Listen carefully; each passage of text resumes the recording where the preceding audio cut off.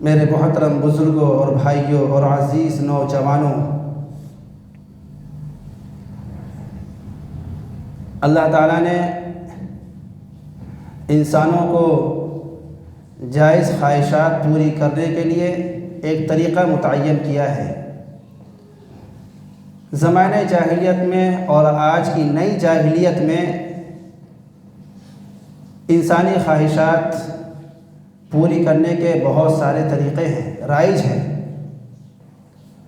اور صحیح بتائیں تو حکومتوں اور عدالتوں کی طرف سے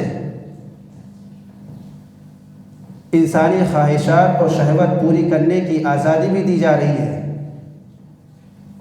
نئے نئے طریقے بتلائے جا رہے ہیں، انہیں قانونی تحفظ دیا جا رہا ہے کہ اگر کوئی ایسا کر لے تو بھی جائز ہے، وہ قانون کی زد میں نہیں آئے گا، اور اگر کوئی اس راستے سے اپنی خواہش پوری کرے تو بھی وہ قانون کی زد میں نہیں آئے گا۔ غرض یہ کہ جتنے بھی ناجائز طریقے اپنی خواہش و شہوات پوری کرنے کے ہیں، وہ آج کی نئی جاہلیت میں، آج کی نئی دنیا میں وہ سارے طریقے جائز قرار دیے جا رہے ہیں، مگر دین اسلام نے، دین فطرت نے اپنے ماننے والوں کو ایک طریقہ عطا کیا ہے، باقی سارے طریقے بند کر دیے۔ اب وہ ہے نکاح کا طریقہ، کیونکہ انسان کی یہ فطری ضرورت ہے، اسے اگر دبایا جائے گا تو بھی نقصان، اور اگر اس کو پورا کرنے کے لیے بے شمار راستے دکھائے جائیں گے، بتلائے جائیں گے تو بھی اس کا نقصان۔ آج پوری دنیا کے اندر سب سے زیادہ جو کیس بڑھ رہے ہیں اور سب سے زیادہ جو جرائم سامنے آ رہے ہیں وہ زنا کا ہے، اور جس کو زنا ہم اور آپ سمجھتے ہیں، افسوس صد افسوس بات یہ ہے کہ زنا کے ان طریقوں کو عدالتوں کے ججوں کے ذریعے سے جائز قرار دیا جا رہا ہے۔ دو عورت آپس میں کر سکتے ہیں، دو مرد آپس میں کر سکتے ہیں، اور ایک تو حیرت انگیز فیصلہ تو یہ آیا جس پر ہماری حکومت کچھ نہیں کر پائی، وہ یہ کہ اگر کوئی شادی شدہ مرد ہے یا کوئی شادی شدہ عورت ہے، ان دونوں میں سے کوئی مرد ہے اگر وہ کسی عورت کے ساتھ تعلقات بنا سکتا ہے اور بیوی کو پتہ چل جائے تو یہ شوہر بچ جائے گا، اس پہ کوئی کیس نہیں ہوگا۔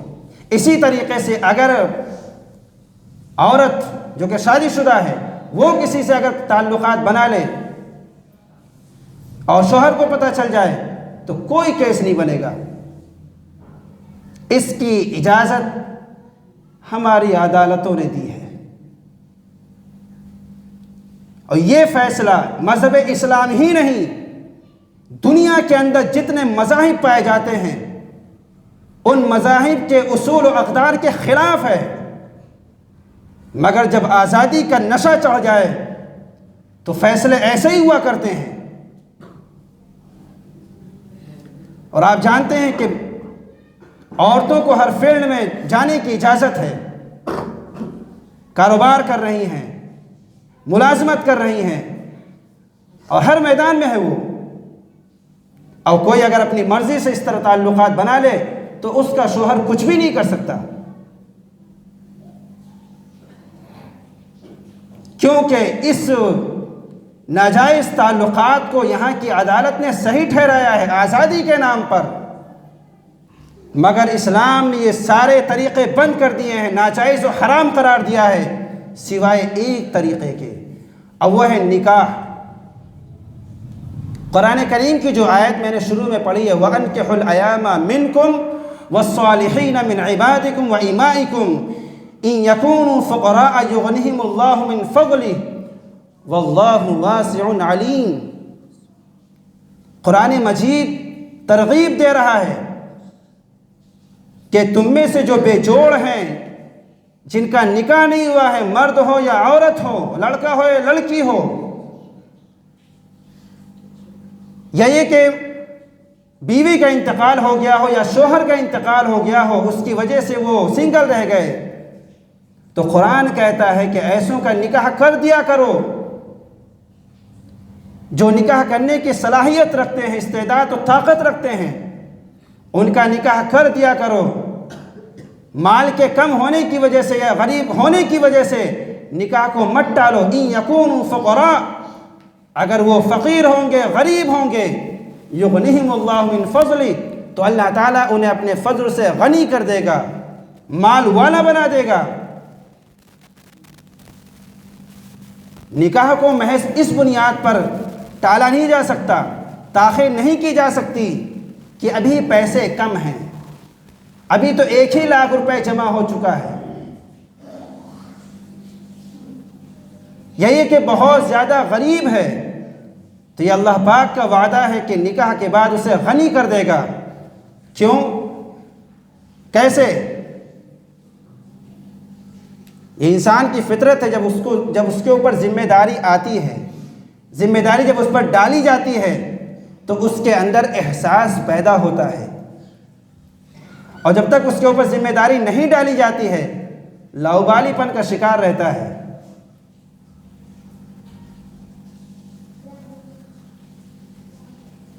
تو جو لوگ غربت کے ڈر سے نکاح نہیں کرتے، تو کیا ایسا نہیں ہوتا کہ مالدار آدمی نکاح کرتا ہے، نکاح کے بعد کیا وہ غریب و فقیر نہیں بن سکتا؟ اصل میں نیتوں کا فرق ہے۔ اللہ کے نبی صلی اللہ علیہ وسلم نے فرمایا کہ بندہ جب شادی کر لیتا ہے، اذا تزوج العبد، جب وہ نکاح کر لیتا ہے، شادی کر لیتا ہے، استکمل الایمان، استکمل نصف الایمان، تو وہ اپنے آدھے ایمان کو مکمل کر لیتا ہے۔ واتقوا اللہ فی النصف الباقی، اب جو باقی دین، باقی ایمان رہا ہے، اس کے بارے میں اللہ تعالیٰ سے ڈرتے رہو۔ گویا کہ نکاح کرنے سے انسان کا آدھا دین، آدھا ایمان مکمل ہو جاتا ہے۔ اب جو آدھا بچا ہے اسے پورا کرنے کی فکر کرو، اور اس معاملے میں اللہ سے ڈرتے رہو۔ اللہ کے نبی صلی اللہ علیہ وسلم نے فرمایا کہ عورت سے 4 چیزوں کی وجہ سے نکاح کیا جاتا ہے، یعنی لوگ نکاح کرنے کے وقت 4 چیزوں کو بطور خاص دیکھتے ہیں۔ کسی کا انتخاب کچھ ہوتا ہے، کسی کا انتخاب کچھ ہوتا ہے۔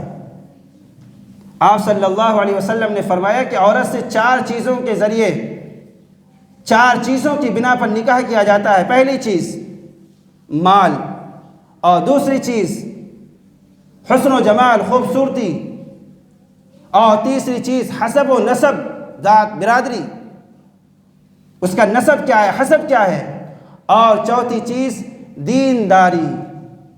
آپ صلی اللہ علیہ وسلم نے فرمایا کہ ان 4 چیزوں کی وجہ سے کسی عورت سے نکاح کیا جاتا ہے، لوگ نکاح کرتے ہیں۔ آپ نے آخر میں، اسی حدیث کے آخر میں فرمایا، تم دیندار کو اختیار کر کے کامیابی حاصل کرو۔ کسی کی چوائس، کسی کا انتخاب خوبصورتی ہوتا ہے، اور کسی کا انتخاب مال و دولت ہوتا ہے، اور کسی کا انتخاب حسب و نسب ہوتا ہے۔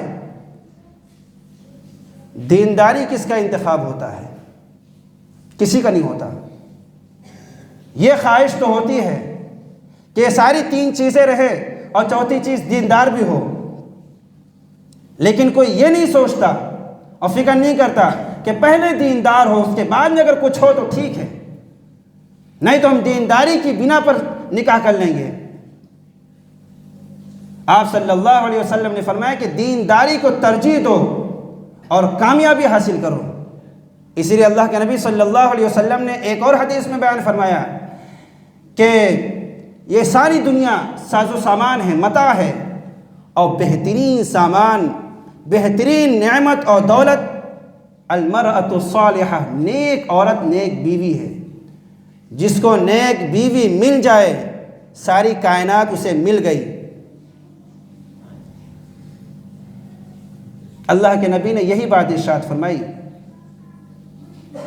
کہ ساری دنیا ساز و سامان کی طرح ہے، جتنی بھی چیزیں ہیں، جتنی بھی مخلوقات ہیں، اور ان میں سب سے بہترین دولت اور نعمت نیک بیوی ہے، نیک عورت ہے۔ قرآن کریم میں وَأَنكِحُوا الْأَيَامَ مِنكُمْ وَالصَّالِحِينَ مِنْ عِبَادِكُمْ وَإِمَائِكُمْ إِنْ يَكُونُوا فُقَرَاءَ يُغْنِهِمُ اللَّهُ مِنْ فَضْلِهِ وَاللَّهُ وَاسِعٌ عَلِيمٌ۔ اور قرآن پاک کی اور بھی متعدد آیتوں سے معلوم ہوتا ہے کہ نکاح کو محض اپنے غربت کی بنیاد پر یا معاشرے کے اندر جو چیزیں رائج ہیں اس کے نہ ہونے کی بنیاد پر ٹالا نہیں جا سکتا، اس میں تاخیر نہیں کی جا سکتی۔ نکاح انسان کی ضرورت ہے۔ جن ملکوں کے اندر انسانی رشتوں کی قدر نہیں ہے، خاندانی رشتوں کی قدر نہیں ہے، وہاں پر زنا بالکل آسان ہو گیا ہے، نکاح مشکل ہو گیا ہے۔ نکاح جتنا آسان ہوگا زنا اتنا مشکل ہوگا، اور نکاح جتنا مشکل بنایا جائے گا زنا اتنا آسان ہوگا۔ یہ کتاب کی بات نہیں ہے، یہ مشاہدے کی بات ہے، یہ تجربوں کی بات ہے۔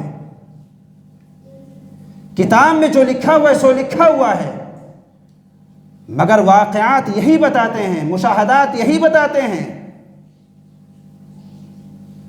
کہ نکاح کو جتنا مشکل بنایا جائے گا، جتنی قیدیں اس کے اندر لگائی جائیں گی، جتنے شرائط اس کے اندر جوڑے جائیں گے، اور جتنی مانگیں اس کے اندر لگائی جائیں گی، نکاح مشکل ہوتا جائے گا اور زنا آسان ہوتا جائے گا۔ یورپین ممالک میں، امریکہ میں نکاح کی کوئی ویلو نہیں ہے۔ نکاح کو قید سمجھا جاتا ہے، میاں بیوی کے رشتے کو قید اور غلامی سمجھا جاتا ہے،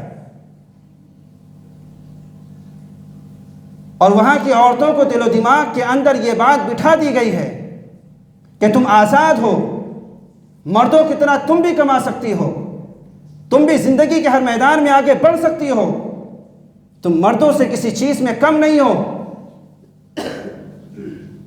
تو نتیجہ اس کا یہ ہوا کہ وہاں کی عورتیں ہر فیلڈ میں سب سے آگے، ایئر لائنز میں وہ ملیں گی، بینکوں میں ملیں گی، ملازمت میں ملیں گی، سیاست کے میدانوں میں ملیں گی۔ کون سا ایسا میدان ہے، کون سے ایسے فیلڈ ہے، کون سا ایسا زندگی کا شعبہ ہے جہاں پر عورتیں نہیں پائی جاتی ہیں اور پیسے کما رہی ہیں؟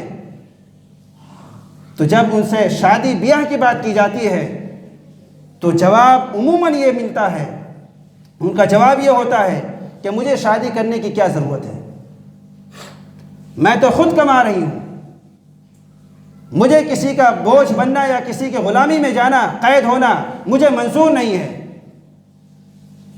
میں خود اپنے پیروں پر کھڑی ہوں۔ تو اس طریقے سے عورتیں، پورا سماج خاندانی بندھن سے آزاد ہو چکا ہے، گھریلو رشتوں سے آزاد ہو چکا ہے۔ اب جو اللہ پاک نے انسان کی جو خواہش، جو شہوت پیدا کی ہے، بنائی ہے، اس کا کیا؟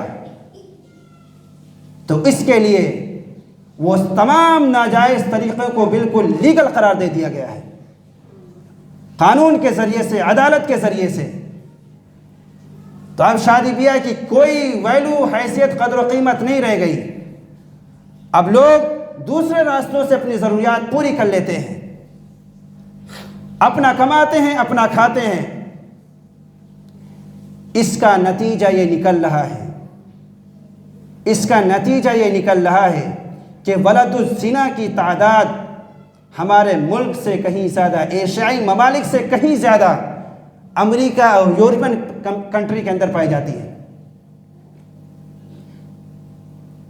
بچہ پیدا ہوتا ہے تو اس کا باپ کون ہے؟ اسکول میں نام لکھانے کے لیے عورت لے کر جاتی ہے، پوچھا جاتا ہے اس کے فادر کا نام کیا ہے؟ تو فادر کے نام کی جگہ پر مدر کا نام لکھا جاتا ہے، اس کا فادر تو ہے ہی نہیں کوئی۔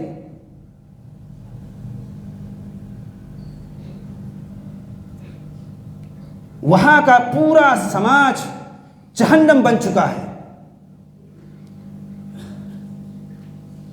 وہاں کی دولت، وہاں کی چکا چوند بھری زندگی کو دیکھ کر ہمارے یہاں کے لوگ کہتے ہیں بڑی اچھی زندگی گزر رہی ہے، ورنہ آپ ان کے اندر جھانک کر دیکھیں، ان کے سماج و معاشرے کے اندر جھانک کر دیکھیں تو جہنم سے زیادہ بدتر زندگی گزار رہے ہیں۔ جب تک زوانی ہے، جب تک کہ طاقت ہے، قوت ہے، بل ہے، تب تک بہت اچھا، اور جب زندگی کی رعنائیاں ختم ہونے کے قریب ہوتی ہیں، بڑھاپے پر انسان، بڑھاپے کی دہلیز پر انسان قدم رکھتا ہے، تب پتہ چلتا ہے کہ اسے جیون ساتھی کی کتنی ضرورت ہے۔ اس لیے اللہ پاک نے اس کی بڑی ترغیب دلائی ہے، اور نکاح پر قدرت ہونے کے باوجود نکاح نہ کرنا بہت بڑا گناہ ہے۔ ایک صحابی تھے حضرت عکافہ رضی اللہ تعالیٰ عنہ، ان سے حضور نے پوچھا کیا تمہاری شادی ہو گئی ہے؟ تمہاری کوئی زوجہ ہے یا کوئی شرعی لونڈی ہے؟ تو انہوں نے کہا جی نہیں، ابھی میری شادی نہیں ہوئی ہے۔ تو آپ نے فرمایا کہ کیا تم صاحب وسعت ہو، یعنی مال وغیرہ ہے تمہارے پاس، غریب تو نہیں ہو؟ انہوں نے کہا کہ جی نہیں، میں صاحب وسعت ہوں، صاحب مال ہوں۔ تو آپ نے فرمایا کہ پھر تو تم شیطان کے بھائی ہو، پھر تو تم شیطان کے بھائی ہو۔ آپ صلی اللہ علیہ وسلم نے فرمایا کہ تم میں سب سے بدتر انسان وہ ہے جو بے نکاح ہیں، اور تمہارے مردوں میں سب سے بدتر مردے وہ لوگ ہیں جو بے نکاح مر گئے۔ تو اللہ کے نبی صلی اللہ علیہ وسلم نے اتنی تاکید فرمائی کہ مال اور دولت ہونے کے باوجود، اتنا خرچہ ہونے کے باوجود کہ تم مہر ادا کر سکتے ہو، اور آنے والے ایک ممبر، ایک فرد کی ذمہ داری تم اٹھا سکتے ہو، اور جسمانی اعتبار سے تم اس میں جو ہے استطاعت رکھتے ہو، اور اس کے باوجود نکاح نہ کرنا، آپ نے فرمایا تم بدتر آدمی ہو، شیطان کے بھائی ہو۔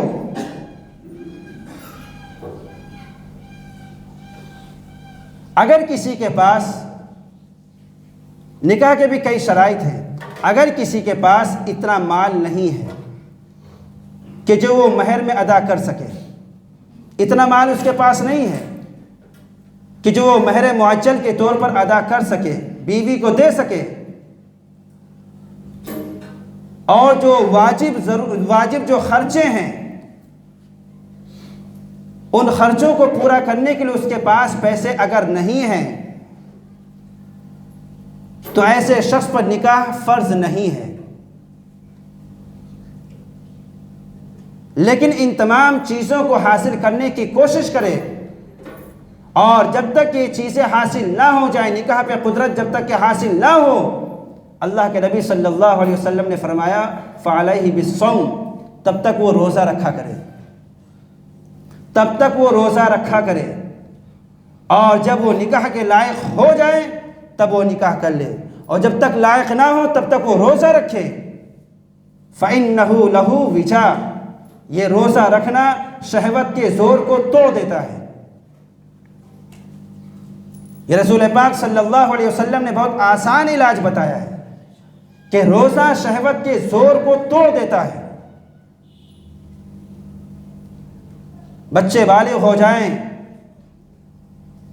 اور نکاح کے سارے انتظامات موجود بھی ہوں، انتظام سے مراد وہ نہیں ہے جو ہمارے سماج میں چل رہا ہے۔ انتظامات سے مراد وہ ہے جو واجب درجے کی ہیں۔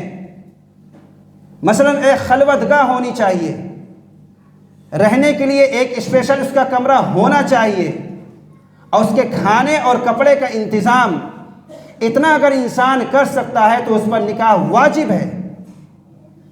اور اگر اتنا بھی کرنے کی سخت اس کے اندر نہیں ہے تو آپ نے فرمایا روزہ رکھے اور اس کی کوشش کرتا رہے۔